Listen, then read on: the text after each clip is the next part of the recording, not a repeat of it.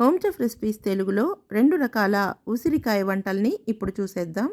ఉసిరికాయ పులిహోర కోసం కేజీ ఉసిరికాయల్ని 10 నిమిషాల పాటు నీళ్ళలో నానబెట్టుకున్న తర్వాత శుభ్రంగా కడిగి తుడుచుకుని ఈ విధంగా తురుముకున్న తర్వాత అరగంట ఫ్యాన్ కింద ఆరబెట్టుకున్నామంటే ఈ పులిహోర మిక్స్ ఒక వారం అయినా కూడా మనకు ఫ్రిడ్జ్ లో లేకపోయినా నిలవ ఉంటుంది. ఇలా తురిమేగా వచ్చిన గింజలతో చారు పెట్టుకోవచ్చు. దీన్ని పక్కన పెట్టుకున్న తర్వాత బాణల్లో 4-5 టేబుల్ స్పూన్ల నువ్వుల నూనె కానీ లేదా రిఫైండ్ ఆయిల్ కానీ వేసుకున్న తర్వాత పోపు దినుసులు ఆవాలు, జీలకర్ర, మినప్పప్పు, అలాగే పచ్చిశనగపప్పు వేసుకుని జీడిపప్పులు కూడా వేసుకున్న తర్వాత పచ్చిమిర్చి, ఎండుమిర్చి ముక్కలు, కరివేపాకు వేసుకుని తర్వాత ఈ తురుముకున్న ఉసిరికాయని కూడా వేసుకుని బాగా కలిపి 2 టేబుల్ స్పూన్ల నిమ్మరసాన్ని, అర స్పూను పసుపు, రుచికి సరిపడా సాల్టు, కొద్దిగా ఇంగువ చేర్చుకుని మరో 2 నిమిషాలు వేపుకుని స్టవ్ కట్టేస్తే రుచికరమైన ఈ ఉసిరి పులిహోర మిక్స్ తయారైపోతుంది. దీన్ని చల్లారిన తర్వాత గాజు బాటిల్లో స్టోర్ చేసుకుంటే ఫ్రిడ్జ్లో పెట్టకపోయినా వారం పాటు నిల్వ ఉంటుంది. దీన్ని ఆరబెట్టుకున్న అన్నంతో కలుపుకుని లంచ్ బాక్స్కి కానీ ప్రసాదంగా కానీ ఉపయోగించుకోవచ్చు.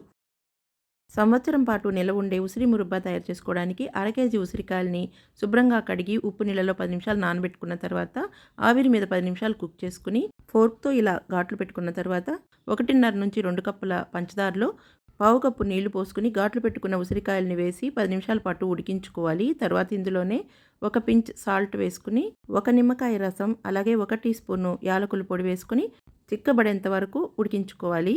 దీన్ని పంచదారకు బదులు బెల్లం వేసుకుని కూడా చేసుకోవచ్చు. ఈ విధంగా రంగు మారి కొద్దిగా చిక్కబడిన తర్వాత పూర్తిగా చల్లారనిచ్చి గాజు బాటిల్లో కానీ పింగాణి జార్లో కానీ వేసి పెట్టుకుంటే ఫ్రిడ్జ్లో లేకపోయినా బయట కూడా 1 సంవత్సరం పాటు నిలవ ఉంటుంది. వింటర్ సీజన్ మాత్రమే కాకుండా ఏ సీజన్లో అయినా ఆరోగ్యాన్నిచ్చే ఈ ఉసిరి మురబ్బాని మీరు తయారు చేసి చూసి ఎలా వచ్చిందో కామెంట్ చేయండి, షేర్ చేయండి, లైక్ చేయండి. మరిన్ని వంటల కోసం మా హోమ్ చెఫ్ రెసిపీస్ తెలుగు ఛానల్ని సబ్స్క్రైబ్ చేసుకోండి.